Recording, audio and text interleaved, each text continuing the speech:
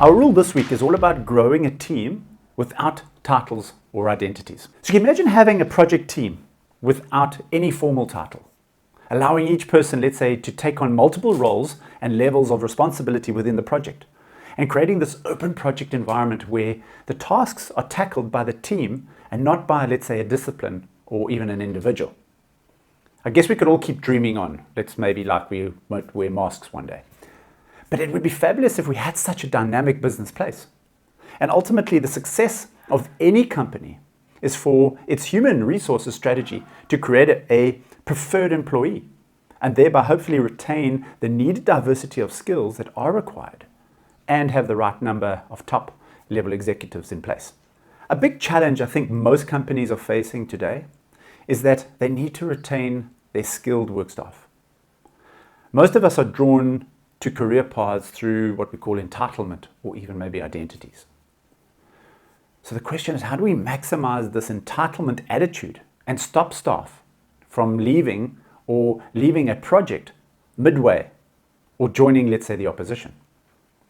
Now, what's not clear to me is that why did we have to wait for a pandemic such as COVID-19 before we reset or restart or reinvented ourselves as an individual or as an organization? Surely any company should consider upskilling their staff during slow economic downturns instead of getting rid of them.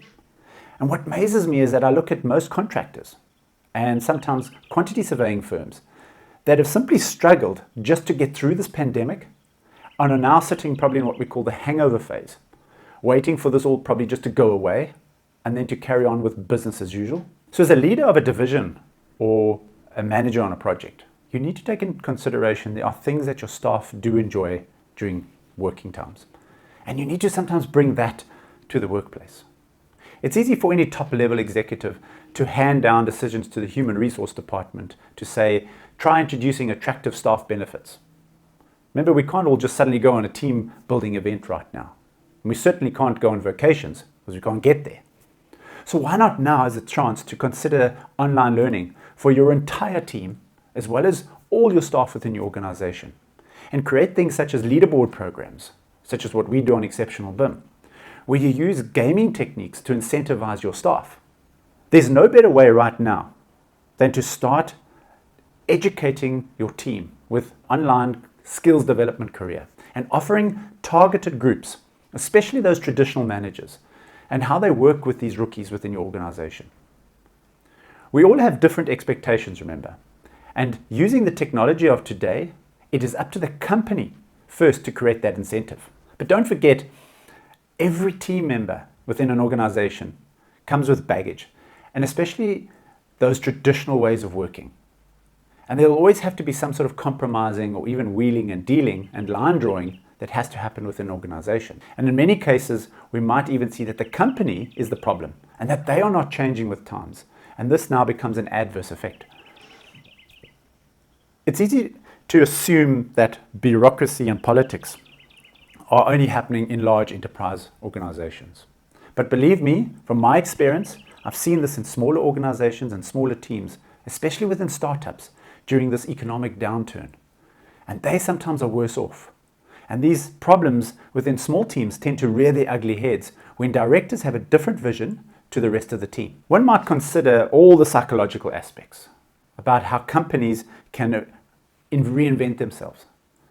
But if we look at executives, are they not the role models within the organization? And sometimes in my understanding, it's the executives who should be attending the technology courses. And unfortunately, too often, the dictatorship within an organization says the rules of engagement is that staff should attend these courses and not the executives. I was recently engaged by a large facilities management organization here in South Africa, who were asking me for guidance on how to reinvent themselves going forward with these new technological advancements. But after 15 minutes into the Zoom meeting, almost all the top level executives had excused themselves from the webinar due to other work-related issues. It always reminds me of a picture in the RIB CCS offices in Cape Town that I stared at for 6 years. And a picture tells me 1,000 words. So let's take a good example of a young, dynamic modeler within an organization on a project where you've given her the reins to do everything within the models that are received from the architect and hopefully approved for construction. And yet you watch her learn and how she grows with her skills, and she contributes her skills as well as her experience to the rest of the team.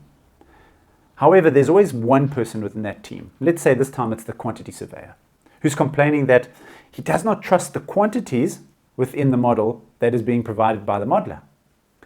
And probably maybe because she's young and inexperienced. Yet, who is the inexperienced one here? The modeler is only capturing the information into the models that were provided by the architect, let's say using Revit. The QS is now blaming both the resource as well as the application because he doesn't understand the application, nor does he understand the workflows behind it. Now, from my experience, I see three choices here. Firstly, you could tell the QS that it's time that we need to change his working methods, and he needs to start aligning himself with the digital workflows. That will be a challenging one. We could also allow him maybe just to carry on as usual and to avoid conflict between the team and the individual as well as the client. And thirdly, maybe you could just end it. I'd like to look at all three aspects here because this is no different from your working relationships, your life, to work, or maybe even being a parent. These three choices seem to always be the same every time. If we had to apply the first rule and we looked at, let's change it. Now the BIM modeler is going about doing what she's doing. And she gets sent on, let's say, a BIM estimating course. And she returns back to her office with a solid understanding of how the QS needs to do his quantification using a 3D model.